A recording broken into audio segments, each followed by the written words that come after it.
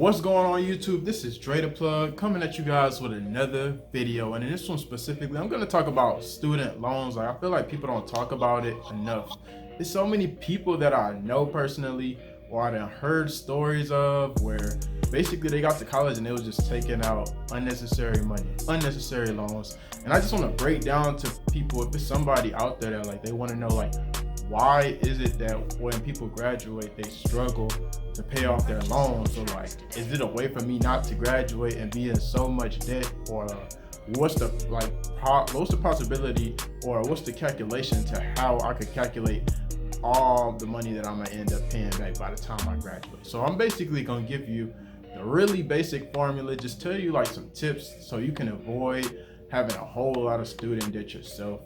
So one way is to apply for scholarships. I know you hear that all the time, but it's definitely free money out there, man, if you just apply. I applied for quite a few different companies and different types of websites where I ended up getting scholarships. Even if it's just like small scholarships, like $200, $300, $400, that's still money. That's still money you ain't gonna have to pay for when you end up graduating.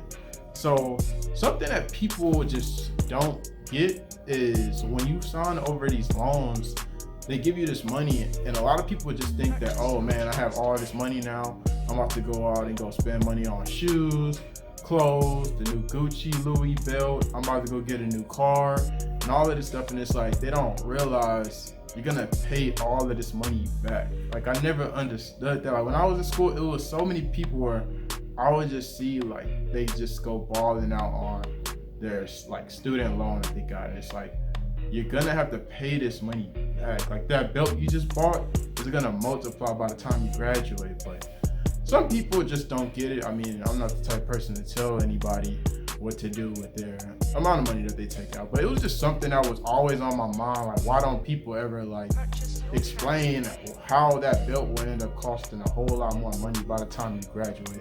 So I pretty much came up with a case scenario, just giving you guys a basic formula. If you yourself want to know like around the average or the range of how much money you will end up paying back by the time you graduate, maybe you're a senior right now, maybe you're a freshman, and you want to know like how will it end up calculating out. So let's just say, for example, right? So on average, the average college graduate, they end up having to pay back $40K, right? So you end up paying back about $40K, and that's the amount that's total before you even start back having to breaking down the years and breaking down the interest. So let's just say overall, out of all your loans, you have to pay back $40K, right? So the first thing they're gonna do, they're gonna evaluate your loan number, and we're just gonna go based on the average, and they're gonna divide that number by 10. So then divide your actual college number. If you're a senior, you can literally use your own number. Divide that number by 10. That leaves you with about $4,000. So then, see, the 10, it represents 10 years. Typically what they do is they break down that full amount and they break it down by 10 years. They want you to pay it as long as possible so they could get as much money as possible. So once you break that $40,000 by 10, you're gonna get only $4,000 a year.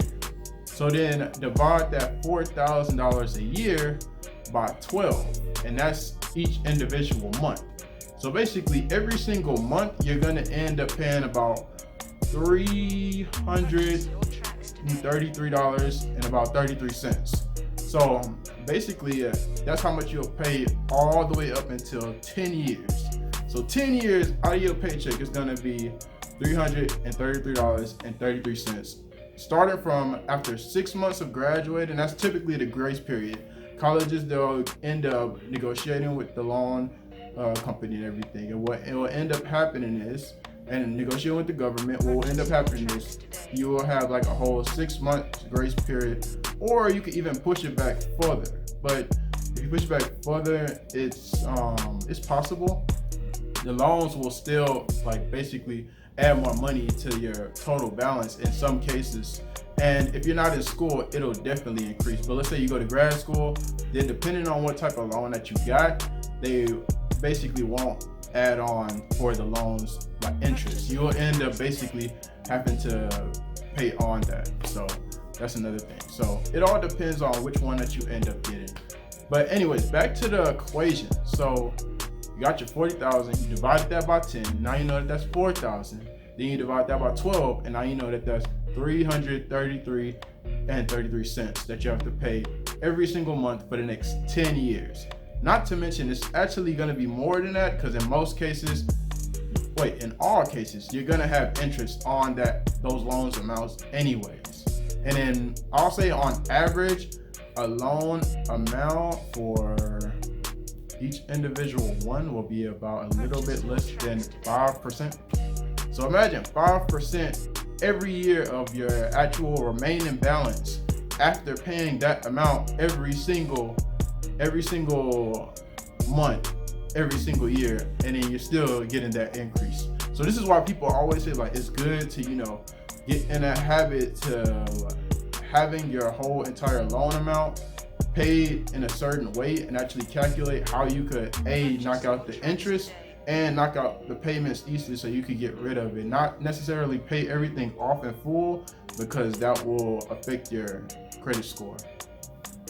Just can't win. But yeah, it'll definitely affect your credit score, especially if you don't have a line of credit already open.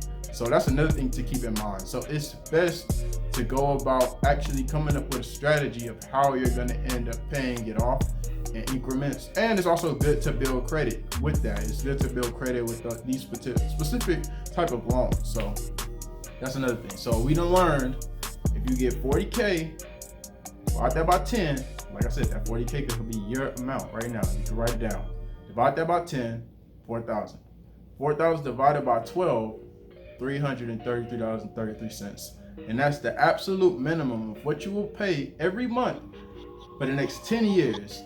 And it will be more than that because of the at minimum, around like 5% interest on each individual loan. So just keep all of that in mind. And like, I feel like when I was in college, it was times where I would go to where they allow me to decide how much money I want to take out, how much money I want to keep. And you'll always get the full amount, of maximum amount of how much you'll want to take out. But it's like, if you can control how much you want to take out, definitely calculate how much your school is. Definitely calculate how much are you actually going to use. Like, how much are you going to actually spend on housing? How much are you going to spend on tuition? How much are you going to spend on food? Just like probably calculate everything out. Obviously leave yourself a little bit over, but don't take the full amount. I feel like that's the biggest thing that people do. They just go and they take the full amount because they see money, and then they just end up blowing the money on absolutely nothing, man. Like, man, I have so many stories where I could just go on for days where people just like, oh, I have like this extra $4,000. I'm about to go buy this, buy that. I'm about to go shopping. I'm about to go get my people all new phones. Like, bro, I done heard some crazy stories when it comes down to these loan people, man. And then, like, it's so many other stories that's on the flip side of after you graduate and you don't start paying this money off, it affects your credit score. Okay, some people, they don't care about that, right? But then even down the line, if you still continue to not make these payments, the alphabet boys, the IRS, they can go into your bank account and take your money once you get paid and just garnish your check. I done heard stories where somebody I know, he was explaining to me how his wife was basically working, and she had a pretty good job. She went to college, she did everything. But the fact that she wasn't paying on her loans, they ended up taking her entire paycheck after she would finish working, to the point that she didn't have anything left every single paycheck. So she was literally working, and just the money was going straight to the government. It's just like, man, why even put yourself in that situation? I understand, like, some people, they don't necessarily have a choice because of how expensive the school is. I was lucky to go to a really cheap school. Like, my tuition altogether per semester was only about $5,000. But also, I feel like there's a lot of people where they just take advantage of the fact that you're getting these amounts of loans, and people don't tell you, or nobody explains to you why are you taking that out. They pretty much just say, hey, you can get this amount, and just max it out every single time. But it's like, dude, you don't have a clue or how annoying it's going to be when you have to make that minimum. Okay, so let's get into the two different types of loans. So you have your subsidized loan, and then you have your unsubsidized loan. So your subsidized loan, basically what it does is the U.S. Department of Education, aka the government, they basically pay for all of the interest every single year while you're in college. So you don't have to worry about any interest, basically. So if you go and they give you $3,000, basically by the time you graduate, you will still be at that set price of $3,000, and you won't have to pay any interest.